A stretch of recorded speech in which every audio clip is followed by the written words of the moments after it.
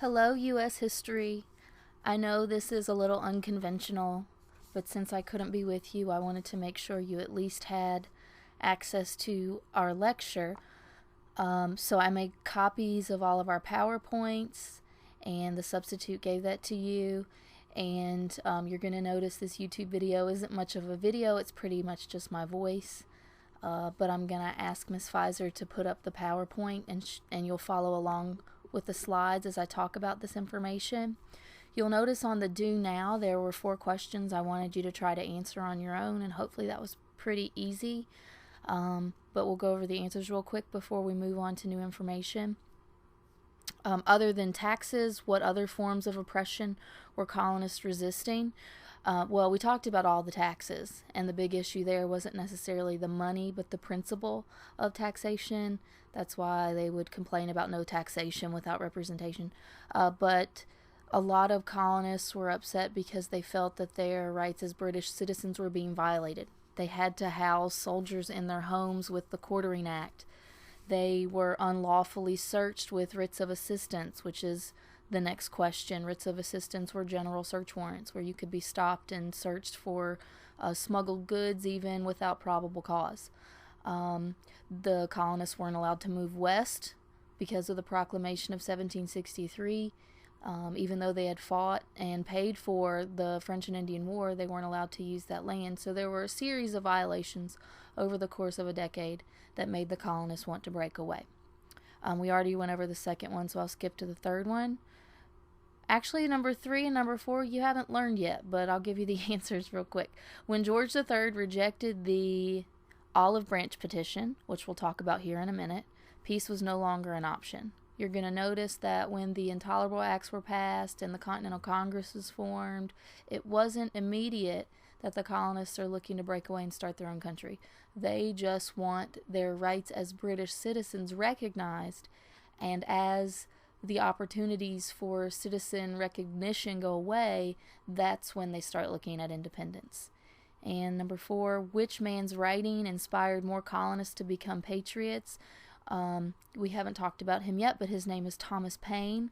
Thomas Paine wrote a document called Common Sense, which is a pamphlet, which is kind of misleading. A pamphlet is like a mini book, and it spelled out all the bad things that King George III and his government had done to the American colonists, and it sort of pointed out why the colonists should want to break away. All right, so move on to the next slide. You'll see that you got some pictures there, and at the top it says Lexington and Concord. But in order to understand Lexington, you kind of have to go through the whole background, all the taxes and stuff. And we did that last week. We saw that after the French and Indian War, England was trying to figure out a way to pay off that war. So they started putting in place both direct and indirect taxes on the colonies. And some people willingly paid. You saw more resistance than not in the port cities, places like Boston, because they saw the taxation firsthand. And so groups like the Sons of Liberty and the Daughters of Liberty organized boycotts and protests and formed committees of correspondence and wrote to newspapers and whatnot to try to get the taxes removed.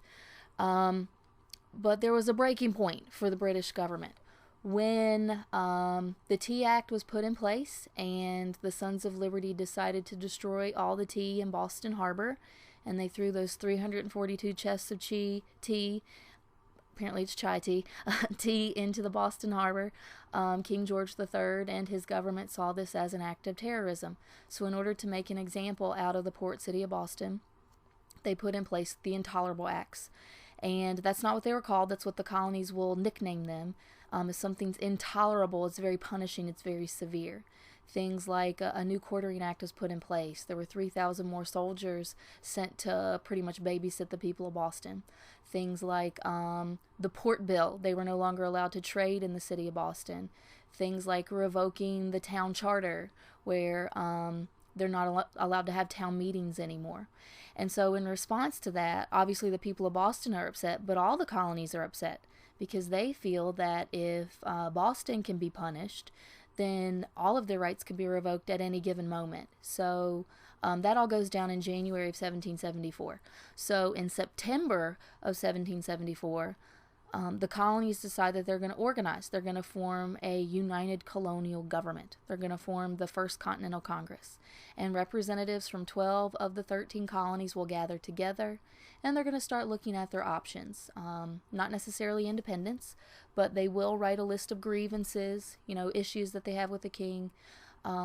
They will demand a removal of the intolerable acts, and they also start to form militias, which are volunteer soldiers just in case something bad would go down, but they're not necessarily looking for a fight yet. However, the fight will obviously happen. We know this. We're looking back 200 plus years in history. So now, with all that background information, Lexington and Concord is pretty significant because it is the first official battle of the American Revolution. Well, I shouldn't say first official battle. It's the first skirmish, the first time that we have fighting during the American Revolution. Lexington and Concord are actually two separate battles that happen on the same day, so we normally block them together. They happen right outside the city of Boston, and they happen because of the Intolerable Acts. When 3,000 more soldiers are sent to Boston to try to keep the rebels from fighting, a man named General Thomas Gage was put in place as the official general, I guess, the official governor, the general governor. They're under martial law. His job is to not only keep the peace in Boston, his job is to also find groups like the Sons of Liberty and to squash the rebellion and take away any weapons that they might have. And so while he's in Boston, he knows that they have different hiding places in the countryside, and they have weapons kind of hidden in different towns around Boston. And he wants to try to figure out a way to move his men out to the countryside to get those weapons back. Well, Thomas Gage is spying on the colonists. What he may or may not have known is that the colonists were spying on him at the same time. And they know that he's going to make a move. They know he's going to try to steal their stockpiles of gunpowder, which they're not supposed to have, and rifles and what have you. So obviously they're going to move them, so he can't get them. But he's watching them. They're watching him back. They know that the British Army will make a move, probably in the direction of Lexington and Concord. They just don't know when, and they don't know how. They don't know if he's going to maybe travel south and use the Boston Harbor and take a southern land route, so use the water first, or if he's going to just march through the countryside and just head inland that way. So they have all these spies, essentially, that are going to watch the British Army around the clock, and they've worked out a signal. There was a church outside of Boston, the Old North Church with a steeple, and they had decided that if the British Army moved south and attacked across the water, they would hang 2 lanterns in the Old North Church, 2 if by sea. If Gage marched inland and just took a land route, they would hang 1 lantern, 1 if by land. And so that's how you come up with 1 if by land, 2 if by sea, and the whole Paul Revere watching or whatever. Well, the event goes down in April. I want to say April 19th. Don't quote me on that, but I think that's right. April 19th, 1775.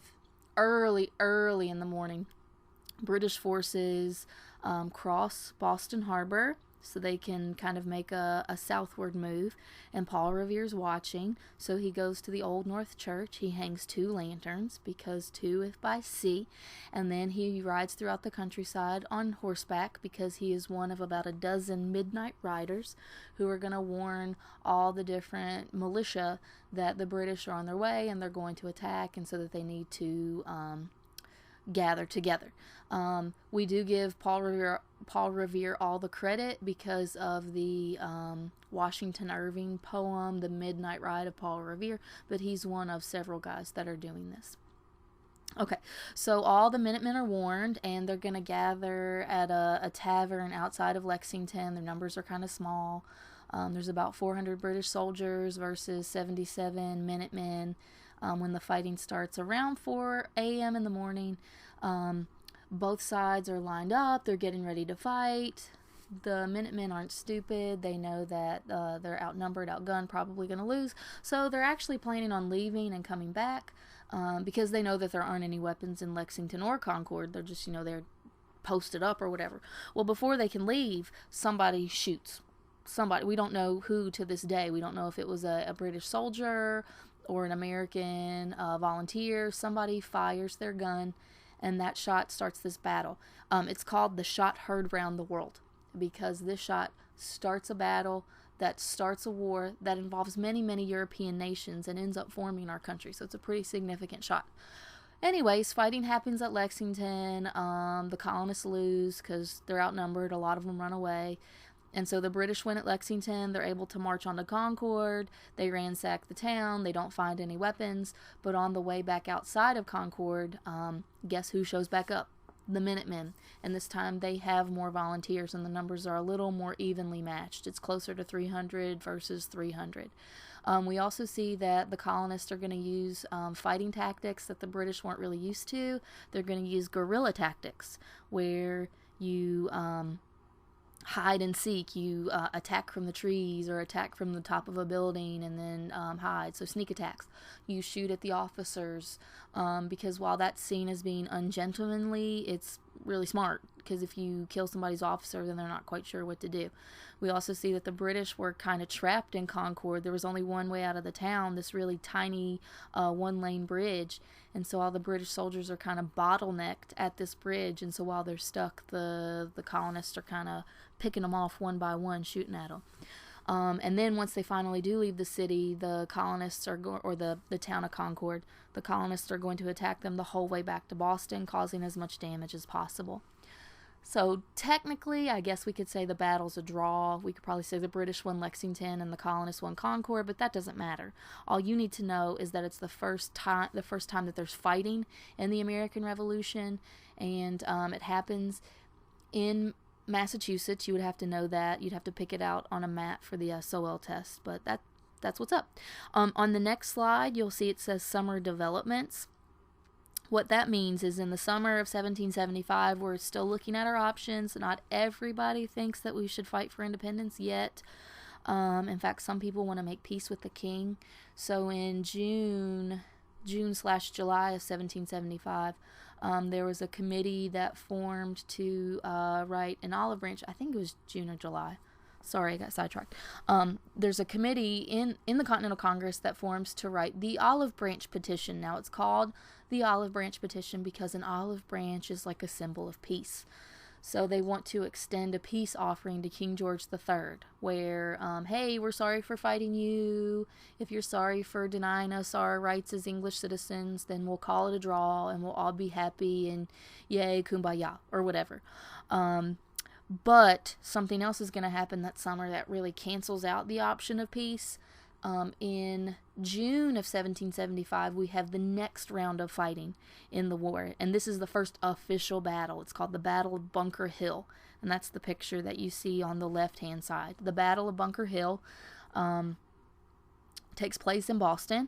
The American forces decided that they wanted to keep control of Boston Harbor, and so once they attacked the British the whole way back from Lexington and Concord and kind of kick them out of the city, they post up on the hillsides overlooking the water, and they put cannons on top of all the hills, aimed down at the docks, aimed down at the ships, so when the British show back up, because they know that they will, they could shoot at them and scare them away or whatever.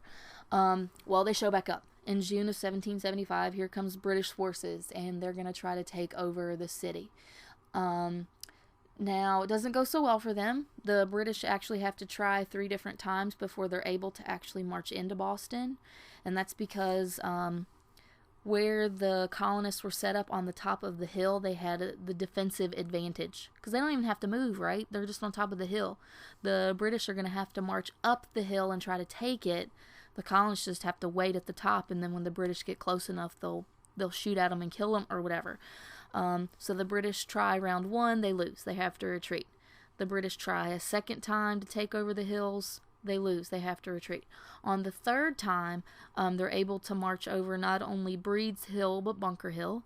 And so they're able to march on and take over the city of Boston. But it came with a pretty big casualty. Close to 800 British soldiers were wounded or killed in this conflict. That doesn't sound like a big number to us, but those were huge numbers back in the day. So the reason why I tell you this, around the same time that King George III is getting the Olive Branch Petition, he's also finding out that his colonists have, once again attacked his soldiers, this time at Bunker Hill. So obviously he's not too happy. So he is obviously going to reject the Olive Branch petition. I'm sure it was a big to-do, probably ripped it up, cussed a bunch or whatever, and then burnt it or whatever. But peace is no longer an option. So Bunker Hill kind of sealed the deal with the peace route. We're not going to be able to make peace. We'll either be punished as citizens or we'll have to fight for independence. Now, not everybody sees it that way yet. In fact, it's not until the following summer that we even declare independence. But that's what's happening in the summer of 1775. On the next slide, you're going to see the Declaration of Independence, and I feel that this is obviously the most significant event in this PowerPoint. It's just my personal bias. I also happen to think that the Declaration of Independence is the most important document in world history, because not only do we declare our independence with this document, it inspired about 36 other nations or movements to write their own declarations of independence. So it's huge. Now, stuff you already know about it, which is true. It was written by Thomas Jefferson, who's from Virginia. It was signed in 1776. It is celebrated on July 4th, 1776. It was actually signed on July 2nd. I would never ask you that. In fact, to say July 4th is fine because that's when it was ratified or approved or whatever by the Continental Congress. But just a little bit of background story. In June of 1776, so a month before it was written, June 7th to be exact, there was another guy from Virginia. His name was Richard Henry Lee, and Richard Henry Lee was one of Virginia's delegates to the Continental Congress, and he presented this idea called Lee's Resolution. And Lee's Resolution pretty much said, hey, you know what? We should declare ourselves to be independent. We should break away from the king, and we should make it official. We should write some kind of document that says, hey, we're free. We're breaking away. We're going to start our own country, right? And everybody said, you know what? That's a great idea. Let's get a committee together. Let's get somebody to write this. And they decided to pick Thomas Jefferson because he was kind of introverted, but a very good writer, really good with words. So they're going to make him the head of the committee. He was one of many guys, though, that helped create this document. Two of the more famous editors were Benjamin Franklin, who represented Pennsylvania, and John Adams, who represented Massachusetts. They're going to help him and serve as his editors. And even though those guys are creating the document, we really have to give credit to who they stole the ideas from, the ideas that were actually placed in the Declaration of Independence. And the SOLs want you to know two men. They want you to know, and if you look on the PowerPoint, in the top left-hand corner, you see a picture of a man with a very large nose. That's the first thing I noticed. Sorry, random. And that's John Locke. And John Locke, L-O-C-K-E, John Locke was an Enlightenment philosopher, and you probably remember him from world history too. John Locke believed in natural rights. He believed that everybody was born with life, liberty, and property, and that governments are created to protect our natural rights. He also believed that if governments did not protect your natural rights, it was your responsibility to get rid of that government and create a new one. He's a big supporter of democracy, and all of these Enlightenment ideas were followed by our founding fathers. So they're like, yeah, right on, John Locke. We love those ideas. We want to put that in our document. And in fact, if you look at the Declaration of Independence that Jefferson wrote, the first really big paragraph, that's all John Locke. The whole, we hold these truths to be self-evident, that all men are created equal, that they are endowed by their Creator with certain unalienable rights. That's our fancy way of saying natural rights, okay? We just change it up. Instead of life, liberty, and property, we put life, liberty, and the pursuit of happiness, and so on and so forth. All of that's John Locke, okay? That's just one guy, though. If you look at the last 2/3 of the Declaration of Independence, those ideas are borrowed from a guy living in the colonies at that time, and his name was Thomas Paine, P-A-I-N-E. And Thomas Paine was actually an immigrant. He came from Scotland, and he was living in the colonies when all the taxation and stuff was going down. And he felt that what King George was doing was pretty jacked up. And so he writes this pamphlet called Common Sense. And it's published in January of 1776. It's like a couple dozen pages long. And it just points out all the bad stuff that the king had been doing to his colonial citizens. Things like the writs of assistance and virtual representation, taxation without representation, making us have soldiers that live in our home with a quartering act, that sort of thing. And at the end of this big pamphlet, or little pamphlet, I guess I should say, well, big pamphlet, it's a little book, a big pamphlet, he points out that it should be obvious to everybody, right? It should be common sense that we break away from King George III and we start our own country. And this pamphlet spreads like wildfire. Okay, it would be like if I bought a copy and read it and loved it, and so then I passed it on to Miss Deshawn, and I'm like, oh, Miss Deshawn, you got to read this, and she reads it and she loves it, and she passes it on to Miss Goad or whatever. There were 100,000 copies printed, but millions of people read this, and this document, more than anything else, convinced people to fight for independence. So all the members of the Continental Congress had read Common Sense, and they loved the ideas so much that they wanted to put it in the Declaration of Independence. And that's why if you ever read the Declaration of Independence, at the very bottom, it's just a list of grievances. He has done this and he has done that. That's all aimed at King George III, and all of that is borrowed from Common Sense. All right? So Thomas Jefferson's going to head up this committee starting June 7th. They finished the document around July 2nd. They wrote 39 revisions of the Declaration of Independence before they came up with the one that we kept today. It was very important to them, obviously, to pick the right wording and to put in the right phrases, because this is the document that an entire nation will be founded on, and they had to convince all 13 colonies to back it. That's why they put so much work into the document, and that's why it's so revered today, because the words that they chose obviously resonated with so many. All right, so Declaration of Independence is obviously huge. If you move on to the next slide, you'll notice it says Patriots versus Loyalists. This slide is here pretty much just to point out to you that not everybody wanted to fight against the king. In fact, only about 30 to 40% of the colonists in the beginning of the war were patriots. Now, as the war progresses, we can assume that that number gets bigger, but patriots are people who want freedom, right? They want to break away from King George. They want to start their own country. They're typically found in New England, places like Boston, because that's where they're seeing the taxation firsthand. I think that's pretty easy to remember, because think of the football team, right? The New England Patriots. That's where they're living. So if 30 to 40% of the colonists are patriots, then that means about 30% of the colonists are loyalists. Now, it's in their name. If they're loyal, that means they want to remain connected to England, right? They feel that England offers us safety and security and trading opportunities, and the trade-off is that we just have to pay taxes, and maybe we don't get our full rights as citizens, which stinks, obviously, but it's better than the alternative, according to the Loyalists.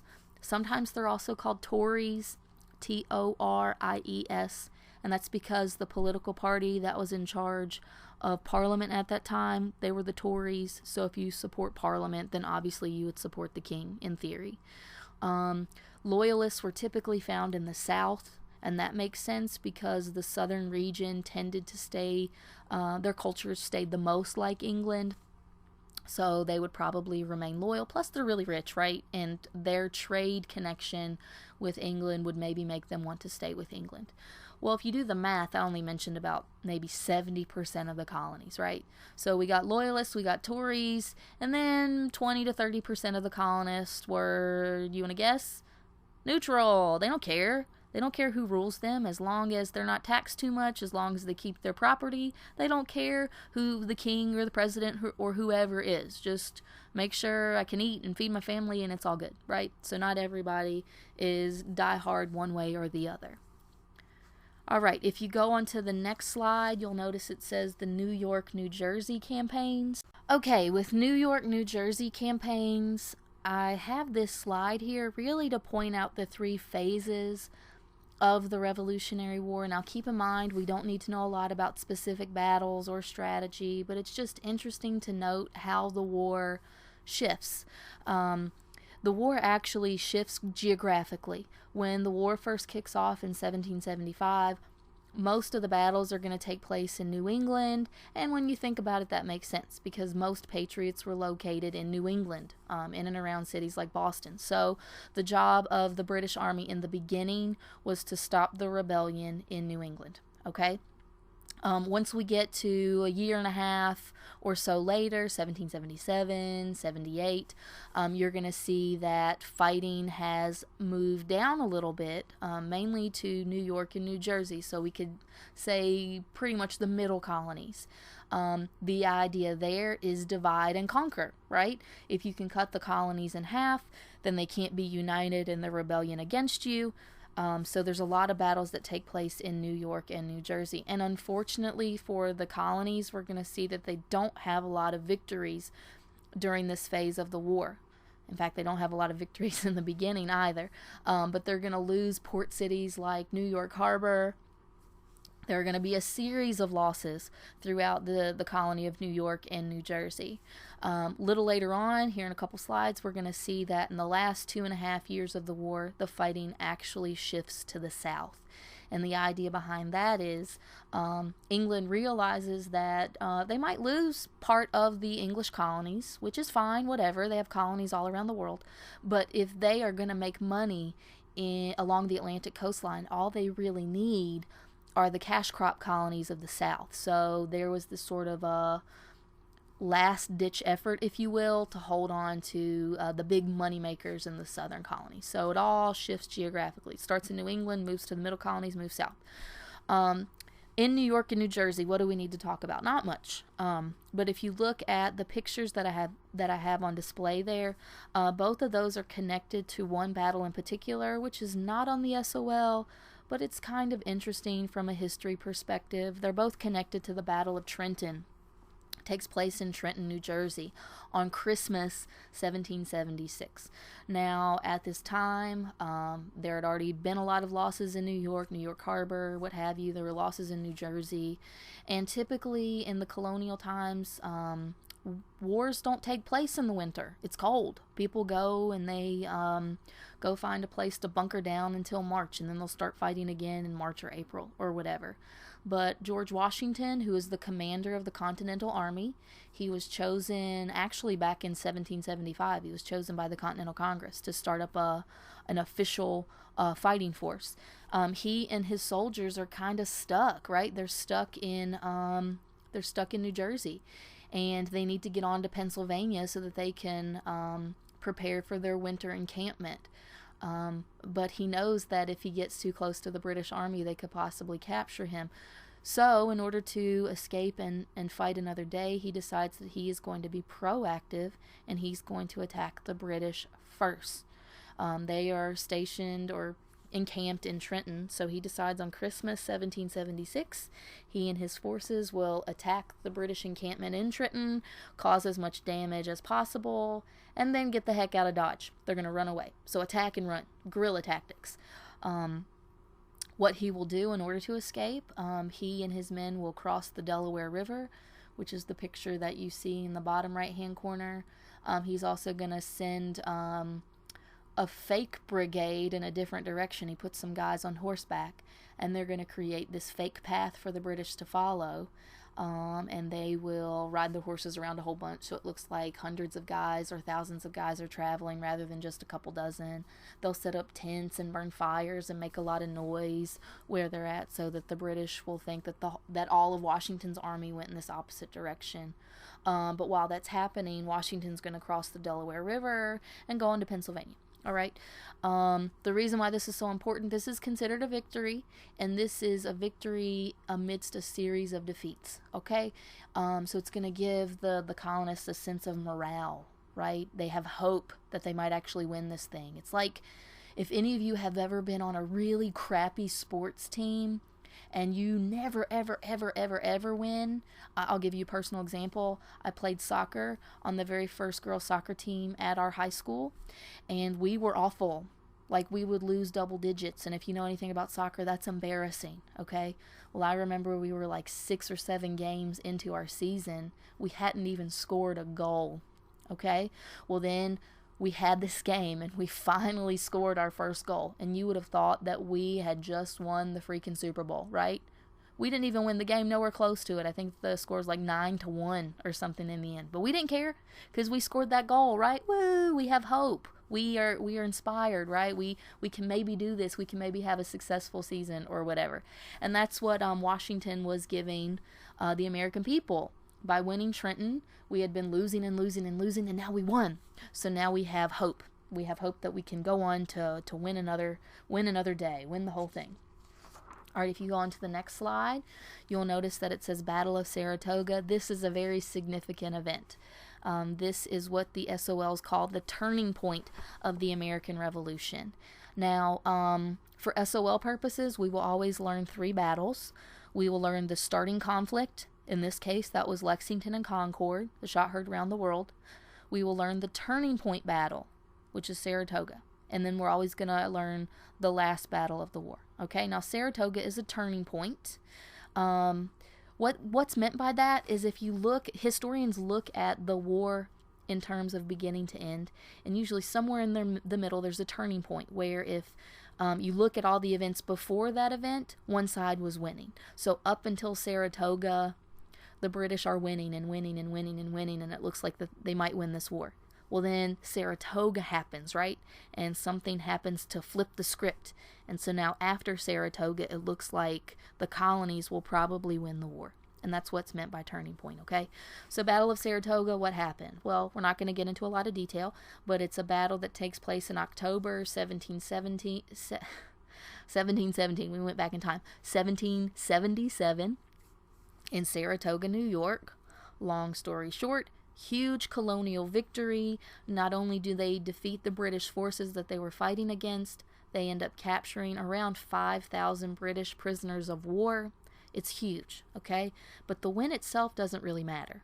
What matters is we were a poor baby nation, right? We're trying to form a country, and we don't even have a navy, and we're going up against the biggest army and navy in the entire world. If we're going to win this thing, we need rich foreign friends. And if you've ever heard the old saying, the enemy of my enemy is my friend, right? Well, if Britain is our enemy and we need a friend who also hates Britain, wouldn't it make sense that we go to France, right? And we ask France for help, because France had just got their butts kicked by Britain during the French and Indian War. And obviously they're mad at Britain. So what we had been doing for the past year or so, we had been sending diplomats, American diplomats like Benjamin Franklin, to go and hang out with King Louis and hang out on the court and talk to all the French nobles about America, and to try to convince them to give us money and guns and a navy so that we could fight against Britain. Okay? But the French aren't dummies. They're not going to join a losing side. They had already lost to Britain once before. They don't want to lose again. So we had to win a big battle to prove to them that we could win this whole thing. Lo and behold, while we're trying to convince France to become our friend, we fight the Battle of Saratoga and we win big. So now they are convinced. And Benjamin Franklin gets Louis XVI to sign the Treaty of Alliance of 1778. Now with this Treaty of Alliance, France promises to send some of their army, some of their navy, give us some money. In reality, it wasn't much, and it takes almost 2 years before the before the French forces really show up. But at least now we have a French ally, somebody that could help us to defeat the British. And that's why it's the turning point. We're going to get people to give us money so that we can win our independence. And once France gives us money and guns, everybody in Europe wants to give us money and guns, because nobody likes Britain, right? Britain is considered the top dog, and everybody likes to see the guy on top lose. So Spain gives us money, the Netherlands give us money. France is really just the first and the biggest ally out the door. All right? So the Battle of Saratoga is the turning point. France becomes our friend. Okay, on the next slide, it says War in the South. We're not going to talk a whole lot about the war in the South. I just wanted, and I kind of already pointed this out earlier, the last 2.5 years of the war or so, we see that fighting shifts to the southern colonies, and that's so that England can keep control of their cash cow. If they can only keep a handful of colonies, they want Virginia and the Carolinas and Georgia. That's where all the cash crops are, right? So they send their best general to the South. His name was Charles Cornwallis, and his job was to control the port cities in the South, places like Savannah and Charleston, South Carolina. And he does that very easily. He captures those cities very quick. And then his job is to then move throughout the countryside and protect the loyalists and to take land away from the patriots who are fighting against him, and so on and so forth. All right, and he's doing a pretty good job. He's winning a lot of conflicts. There are some colonial victories, but nothing you specifically need to know. The only thing I'm going to point out is by the time we get to the year 1781, Cornwallis is pretty cocky. He's pretty confident. He's been winning steadily. He is now moving from the Carolinas up into Virginia. He's going to head to the Chesapeake region in the fall of 1781 because he's running low on supplies. He needs to get in touch with the British Navy to get more people and money and guns and medical equipment and so on and so forth. All right? All right, so if you go to the next slide, you'll see it says Yorktown. Yorktown 1781 is the last battle of the American Revolution. Yorktown is in Virginia. If you've ever been to Colonial Williamsburg, you've probably been to Yorktown and Jamestown. It's called the Historic Triangle because those three cities are so closely connected together. Yorktown is the place where Charles Cornwallis is going to go to try to meet up with the British Navy and get his supplies so that he can continue to fight this war, all right, to get his food and his medical equipment and more soldiers and yada, yada, yada. You get the idea. So he sent word to the British Navy, and he's going to hang out in the Chesapeake and wait for the British Navy to show up. But Cornwallis is so confident that he has this in the bag that he doesn't keep all of his forces with him. He actually divides his army into thirds. He keeps 1/3 of his army with him. He sends 1/3 of his army back to the south, and then he sends 1/3 of his army off to northern endeavors. Well, George Washington found out that Cornwallis is stuck in Yorktown, right? He's on a peninsula. He's surrounded on water by one side, and there's only one way out on the land side of the peninsula. So Washington decides that he and the French Navy are going to trap Cornwallis and keep him from moving, and they're going to lay siege to Cornwallis until he surrenders. So he's going to have to book it, right? Because Washington is in Pennsylvania when he finds out. So he and the Continental Army, they start running down to Yorktown. And then at the same time, Washington sends word to this French guy named Marquis de Lafayette, and he gets in touch with the French Navy under the leadership of a guy named Rochambeau, I think. And the French Navy is going to come in, and they're going to surround the Chesapeake Bay to not only attack Cornwallis from the water side, but to also keep the French Navy from being able to get in. So they're attacking the land and they're attacking the water, okay? Washington is going to attack Cornwallis on the land side. And so they've surrounded General Cornwallis, and they will attack him for 6 weeks straight. They're going to lay siege to him. Now, the importance of a siege is you're obviously attacking somebody continuously, so you're causing damage.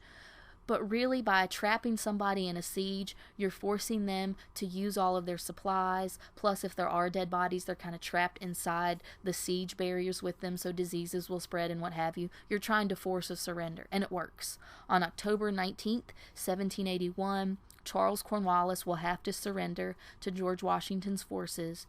And if Cornwallis, the leading British general, has to surrender, then the war is pretty much over, right? If your main guy is going to lose, then everybody's going to lose. So Yorktown is seen as the last battle of the American Revolution. There might be smaller skirmishes elsewhere, but we don't need to know them, all right? So there's 3 key battles you need to know. Lexington and Concord, it's where the first shots are fired in Massachusetts. You have Saratoga, which is the turning point of fighting in New York. France becomes our friend after winning that battle. They sign a Treaty of Alliance. And then you have Yorktown, where Cornwallis has to surrender to Washington, and the war is over, and Yorktown is in Virginia. Those are the 3 big events that you need to know. All right, if you go on to the next slide, the Treaty of Paris of 1783. If you remember, I told you there's like 1,000 treaties of Paris. The Treaty of Paris of 1783 is the document that officially ends the American Revolution. This document is significant because it's the first time America is officially recognized as a nation. Britain says that America exists, that we are now the United States of America. It goes on to specify what territory we get. If you look on the map, you can see the United States pretty much exists all the way to the Mississippi River, everything below the Great Lakes, and everything except Florida. Florida will belong to Spain, all right? There's some disputed territory as well, but we pretty much exist to the Mississippi River. And then there's some other things in the Treaty of Paris that we need to be made aware of. The United States promises to pay Britain back money that we owe them, specifically for things like destroying all the tea in the Boston Harbor and different things like that. So we have all these millions of dollars we have to pay them back. But then Britain promises to respect our sovereignty. So they're going to recognize us as a powerful nation, and they're not going to live on our land anymore. So all those British forts that are in the Great Lakes area, they're going to leave. They're going to leave American territory alone. I pointed both of those out for a reason, because those are going to be complications in the future. Okay? All right, so that's the American Revolution. Hopefully it was easy to follow. If not, I'll put a link to this lovely lecture. Your YouTube link will be on our website. On the next slide, you're going to notice some follow-up questions. This is just to make sure that you know the key facts from what we learned today. Question number 1, we didn't really discuss, but this will be a good discussion question that you and some neighbors can go over. Who do you think would win the war? Obviously, we know who wins, but looking at the war in the beginning, who has the advantage? Who has the disadvantage? What do both sides have to offer? All right, and then the last couple questions just deal with the key facts that you need to know about this war from an SOL perspective. All right, hopefully this wasn't miserable, because you get to do this all week long. Thompson out.